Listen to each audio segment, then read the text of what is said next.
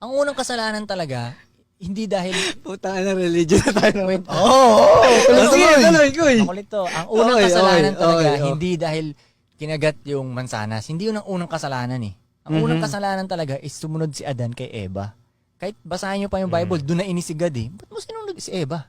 Yun talaga, doon siya nagalit, doon siya nainis eh. Ba't mo sinunod yan? Kasi, di ba, parang in-explanation mo kasi binigay ko nga. Kasi ginawa ko nga ito siya Ginawa para ko sa'yo. siya. Ba't ka susunod sa ginawa kong tao para sa'yo? Kumbaga ko, di ba, ito, ginawa si Adan. Mm-mm. Nakita niya, malungkot yung anak ko ha. Gagawin ko si Eva para Okay. pasayahin ka. Ganun Ah. ang explanation. Doon. So ngayon, dahil sumunod si Adan kay Eva, Nagalit si God.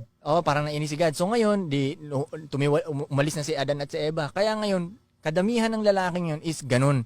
Sumusunod sila dun sa babae kasi nagmana sila lahat kay Adan eh. Kaya mas maraming ganung lalaki. Mm. Di ba? Kita mo, napasang ganun. Yun ang pinanggalingan. Pero, oy, Mas di ba, maraming Adan. Pinaka-basic,